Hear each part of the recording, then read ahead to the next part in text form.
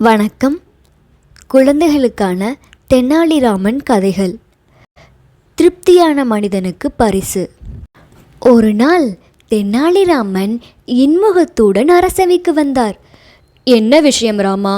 உன் மகிழ்ச்சிக்கான காரணம் என்ன என அரசர் கிருஷ்ணதேவராயர் கேட்டார். விசேஷ காரணம் ஒன்றுமில்லை அரசே, நான் மற்ற நாட்களைப் போலவே இப்போதும் இருக்கிறேன் என்றார் ராமர். இல்லையே, உன்னிடம் எப்போதும் இல்லாத வித்தியாசம் இன்று தென்படுகிறது என்றார் அரசர். அரசே, இந்த வருடத்தில் மட்டும் தாங்கள் எனக்கு அளித்த சன்மானங்கள் மூலம் அளவற்ற செல்வம் சேர்ந்துவிட்டது. ஒருவருக்கு குறைவற்ற செல்வமும் ஆரோக்கியமான நல்வாழ்க்கையும் ஒருங்கி அமைந்துவிட்டால் யாராக இருந்தாலும் மாறிவிடுவார்கள் என்றார் ராமன். அப்படியென்றால் உன் செல்வத்தை மற்றவர்களோடு பகிர்ந்து கொள், அது உனக்கு இன்னும் மகிழ்ச்சியையும் மன நிம்மதியும் அளிக்கும் என்றார் அரசர். தானம் செய்யும் அளவுக்கு நான் இன்னும் சம்பாத்தியம் பெறவில்லை அரசே என்றார் ராமன். அதற்கு அரசர், ராமா, நீ மிகவும் சுயநலவாதியாகிவிட்டாய். உன் பேச்சுக்கு தண்டனையாக உன்னிடம் இருக்கும் செல்வத்தை கொண்டு ஒரு அழகான வீட்டை கட்டி அதை தானமாக அளிக்க வேண்டும் என்று ஆணையிட்டார். சரி அரசே, தங்கள் கட்டளைப்படியே செய்கிறேன் என்று கூறி விடை பெற்றார் தெனாலிராமன். அடுத்த சில மாதங்களில் ராமன் தன்னிடமிருந்த செல்வங்களை வைத்து மிக அழகாக ஒரு வீட்டை கட்டினார்.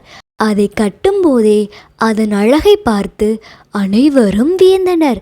அந்த வீட்டை கட்டி முடித்தவுடன் வெளியே ஒரு பெரிய அறிவிப்பு பலகையை ராமன் வைத்தார்.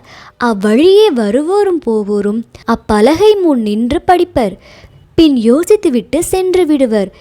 இப்படியாக அந்த அறிவிப்பை பார்த்து ஒருவரும் அந்த வீட்டை கேட்க முன்வரவில்லை. ஒரு நாள் அவ்வழியே வந்த வழிப்போக்கன் ஒருவன் அந்த பலகையில் உள்ள அறிவிப்பை படித்தார். அதில் இந்த வீடு தன்னிடம் இருப்பதை வைத்து திருப்தியோடும் மகிழ்ச்சியோடும் இருக்கும் ஒரு நபருக்கு தானமாக வழங்கப்படும் என்றிருந்தது. நேராக ராமனின் வீட்டிற்கு சென்ற வழிப்போக்கன், ஐயா, எனக்கு இந்த வீட்டை தர முடியுமா? நான் மகிழ்ச்சியுடனும் திருப்தியுடன் வாழ்ந்து வருகிறேன் என்றார்.